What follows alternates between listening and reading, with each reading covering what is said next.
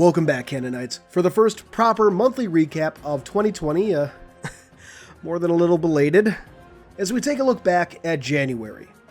Let's get this done, starting with In Case You Missed It. Last month was pretty abysmal, only one video released. What is Halo Combat Evolved Anniversary? Like the What is Reach video from last year, this takes a look at CE's features, its history, and the anniversary makeover it received in 2011. And that's it. Without really meaning to, I took something of a break in January, having felt, honestly, pretty burned out after the holidays and the months preceding it. For the lack of communication on that front, I'm sorry. Hopefully I can make it up to y'all with this month, as I have two other rather large scripts done at this point, one for my full review of Meridian Divide, the other something I'll keep a little closer to the chest, for now, but something I think y'all will like. Moving on from there though, we take a look at official news and releases from January. There's not a lot in terms of quantity per se, but there's a lot of big topics to talk about. First up was a community update on the 23rd, which briefly talked about upcoming improvements and more for MCC. While more of that would be covered in the month's development blog, the first update talked about accessibility updates along with flighting some new features, such as one addressing crouching issues many fans have brought up. It also brought up flighting for CEA, which is currently tentatively slated to release this month. If you haven't already, make sure that your Halo Insider information is up to date. If you haven't, or you haven't signed up at all, I've left a link in the description box below. The community update goes on to talk about rotational playlists for Halo 5, and then dives into esports news about DreamHack Anaheim, scheduled for February 21st through the 23rd. Remember too that you can go to your local Microsoft store to participate in community events. The community update has links for more details if you're interested. Moving on, we then had a great piece from Postums about the history of modding Halo games and 343's plans to support community modding and MCC.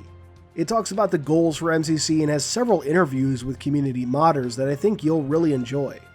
There are some great mods out there already, and I can't wait to see what else the community makes. Breaking things up a bit, there was a great piece of Canon news this month with the release of Oni Archive's Noble Endeavors, a video covering some of the pre-Reach activities of Noble Team. Primarily talking about the Battle of Fumarole, this in-universe video features the return of a fairly iconic voice. Though the actor remains unknown, his voice should be very familiar to anyone who remembers the old Halo Waypoint videos from way back when.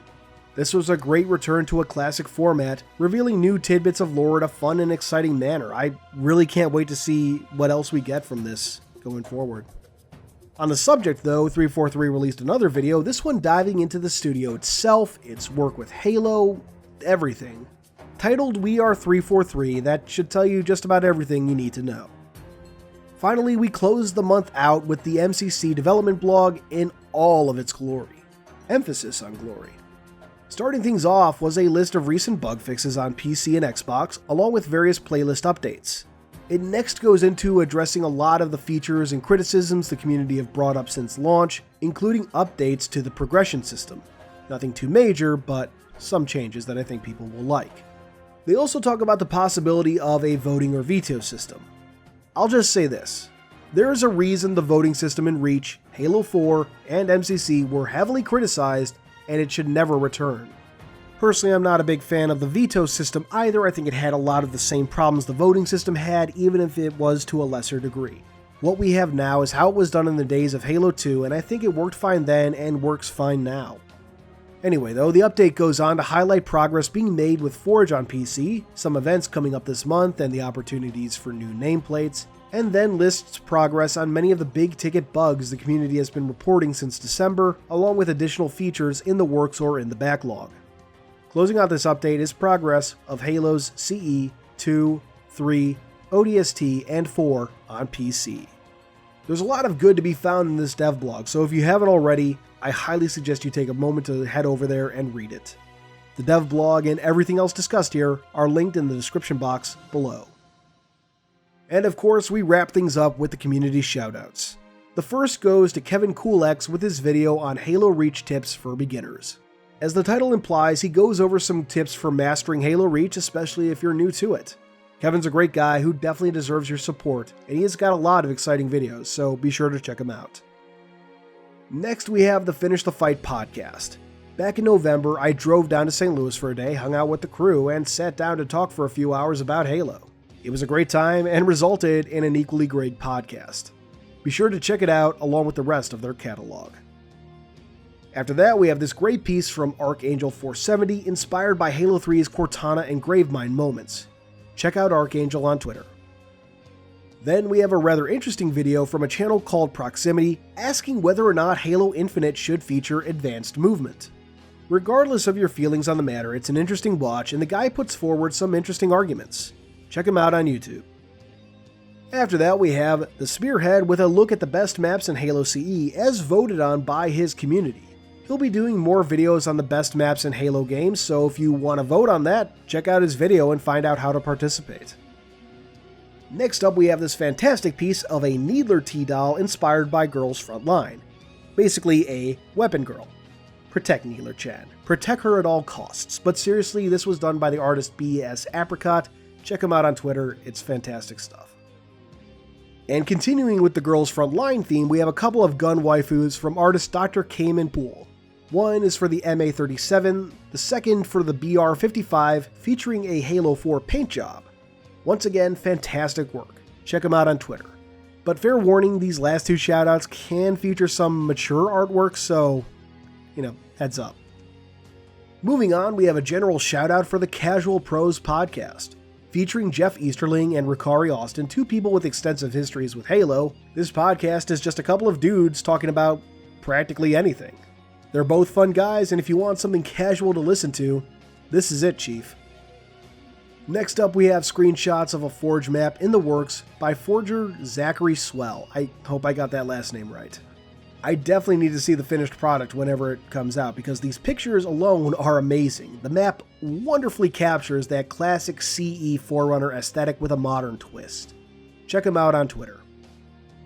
After that, we have Mr. Rager22 on Instagram, who does a lot of these pictures with customized Halo figures, such as this one of Banished Elites.